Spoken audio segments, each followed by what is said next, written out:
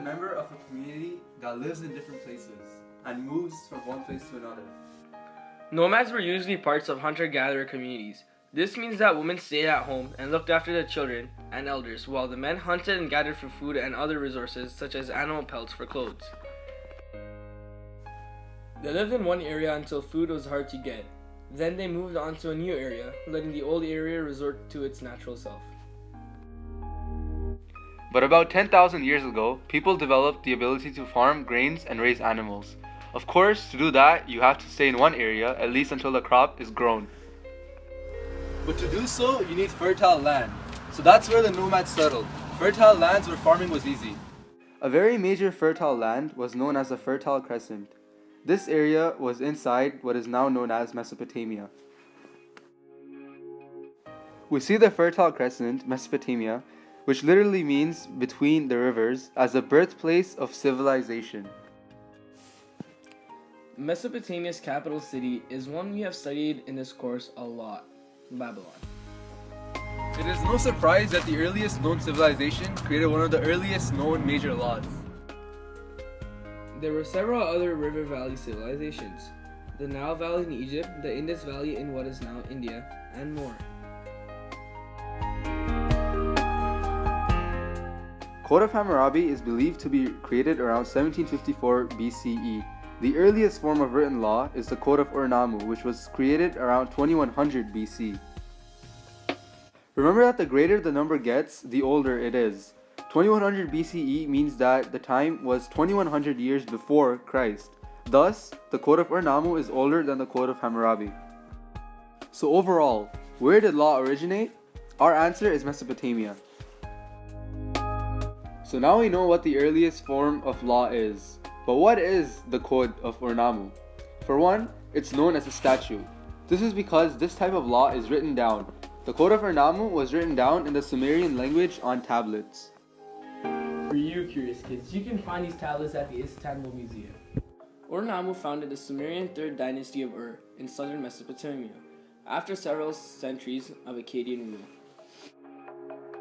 Although it is known that earlier law codes existed, such as the Code of Uruk-agina, this represents the earliest extant legal text. It is 3 centuries older than the Code of Hammurabi. Some laws in this code were, if a man commits a murder, that man must be killed. If a man commits a robbery, he will be killed. This law was so intricate that it went down to the smallest details, including a law that punished another man for cutting off one's foot. Ur-Nammu rose to power after the Gutian Empire was toppled by the Akkadians. About 100 years into the Akkadian reign, Ur-Nammu was born. Through his understanding and a connection between him and the citizens of the city of Ur, he builded on his understanding of the people. He built an army which expelled the remaining Gutian forces in surrounding cities, and quickly took control of more than 3 major cities, including the sacred city of Eridu. Ur-Nammu built temples and other major improvements to irrigation systems by building canals that made Sumerian culture financially stable and allowed it to flourish. Not long after, he was identified as the leader of the Sumerian culture. Then after a few years, the Code of Ur-Nammu was created. He concentrated on improving the lives of the people and the cities they lived in and the lands the city rose from. This is the main reason for him creating the law.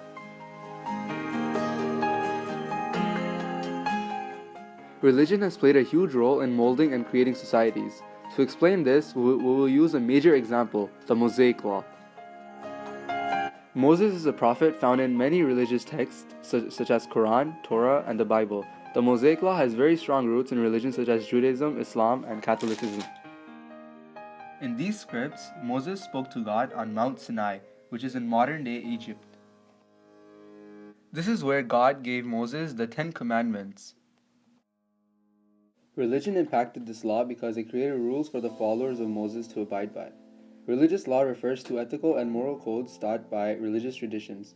Examples include the Christian canon law, Islamic Sharia, Jewish halakha, and the Hindu law.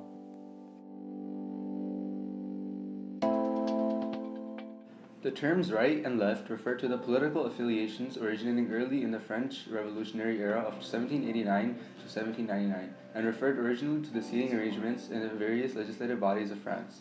As seen from the speaker's seat at the front of the assembly, the aristocracy sat on the right and the commoners sat on the left. Hence, the terms right-wing politics and left-wing politics arose.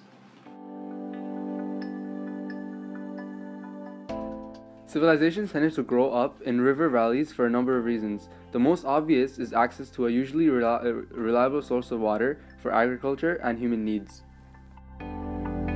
Plentiful water and the enrichment of the soil due to annual floods made it possible to grow excess crops beyond what was needed to sustain an agricultural village.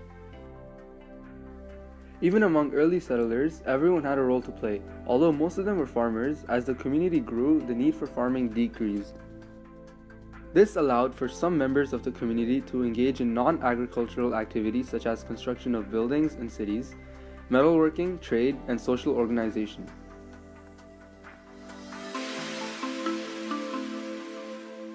Mesopotamia has been cited as the birthplace of religion. When religion developed in Mesopotamia is unknown, but the first written records of religious practice date to 3500 before Common Era, from Sumer. Mesopotamian religious beliefs held that human beings were co-workers with the gods and labored with them and for them to hold back the forces of chaos which had been checked by the supreme deities in the beginning of time. Religion gave the citizens of Mesopotamia a sense of purpose in life.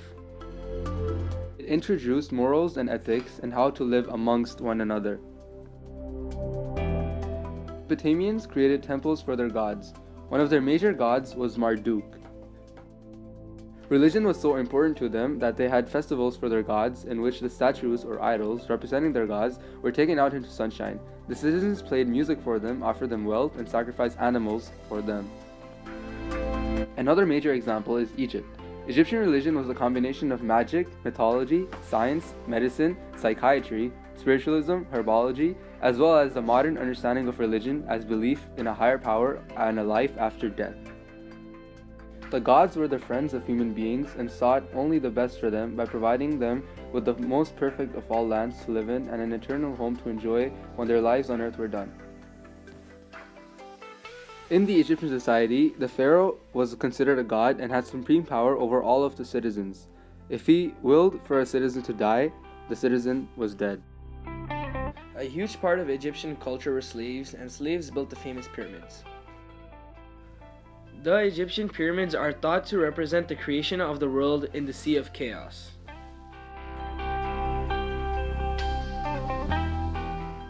Many of the laws have stayed the same since law was first invented by Mesopotamians. Punishments for crimes such as theft, murder, and rape have stayed the same. Theft was punished often by repaying the owner of the stolen item, also known as restitution. Restitution still exists in our laws today. For example, if we speed, we have to pay a fine. Murder was punished by murder, also known as eye for an eye, or retribution. Although Canada has abolished the death penalty, it still exists in many countries worldwide. For example, in USA, Texas still has the death penalty. This is also known as capital punishment. One very big change that has been related to marriage. In Mesopotamia, same-sex relationships were punishable by death. This law, like many, are now tolerated because over time we have developed a deeper understanding of how to live in peace. Same-sex marriage is now allowed in Canada.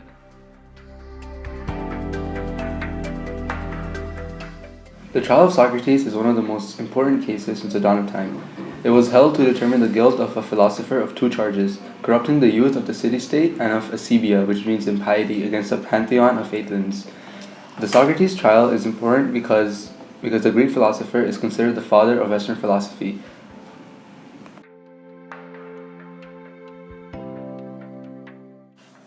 Hammurabi was the king of Babylon from 795 to 750 BCE.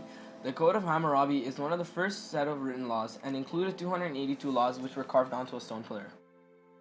The code was sacred and had to be followed. If the law was broken, it was an insult to the gods and resulted in punishment. Hammurabi based his code on eye for an eye and tooth for a tooth principles. This is also known as retribution and restitution. Retribution focuses on the punishment the crime should receive for the crime they have been found guilty for. Restitution focuses on repaying the victim of the crime to attempt to make them whole again. Restitution is one of those concepts that exist today in criminal law. Hammurabi stated that he wants to make justice visible in the land, to destroy the wicked person and the evildoer, that the strong might not injure the weak. The thought of justice that Hammurabi has submitted has been used to this day. Hammurabi also stated that there must be a punishment for those who commit a crime. The thought of punishment is still used to this day, although it may not be as severe since Hammurabi ordered people to be killed or get their hand cut off for stealing. Hammurabi's major influence to Canadian law was restitution.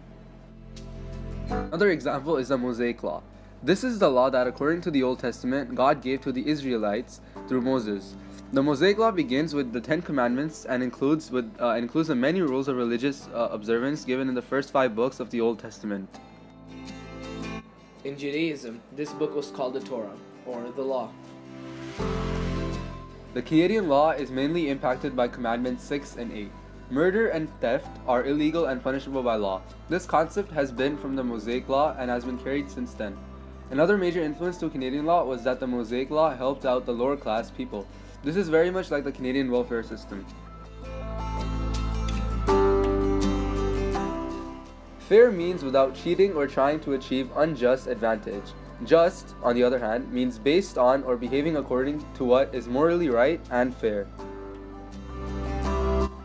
Many of the creators of laws have tried to make their laws just, because for a law to be widely accepted, it must be approved by the majority. As mentioned before, Ur-Nammu made the first known law. We think this is because he understood that he needed to make his people happy, and that was his main mission.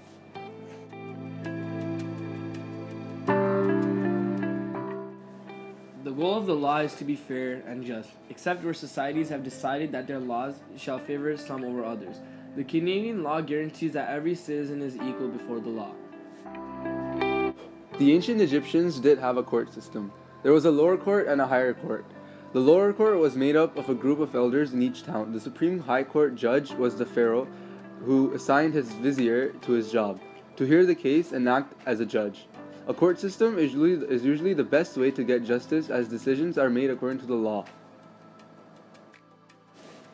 We think that Hammurabi's code was fair and cruel. Some things were very cruel and deceiving, some things were fair and righteous. An example of a cruel law was that if a man were to be in debt and is unable to pay his creditors, he shall sell his wife, son, or daughter, or bind him over to service. On the other hand, restitution was a very big achievement and was a fair law. In this course, we watched a movie called The Hurricane. In this movie, Reuben Carter was imprisoned for something he did not do. This was solely because of his skin color. We think that in our Western society, law is fair, but not completely. It may be better than some of the other countries in the world, but it is nowhere close to perfect. This is explored more in our next question.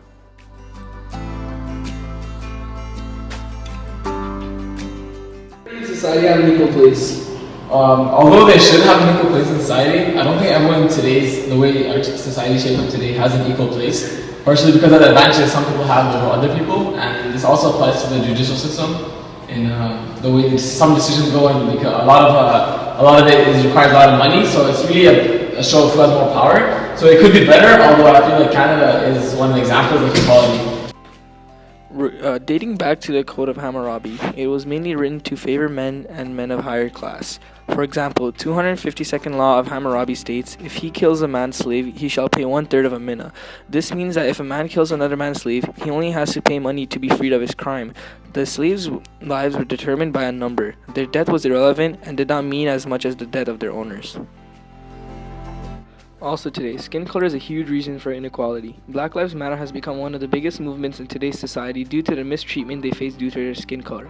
In the USA, inequality varies from an alarming amounts of minorities, such as Mexicans and Muslims. The law is important because it acts as a norm of conduct for the citizens of our society. Although it acts as a guideline for what's acceptable in our society today, there are still some issues that remain. Many laws have changed over the time to better our society. An example of this could be same-sex marriage laws. Now, over the years, law will change and evolve to make better the lives of people who live in this world.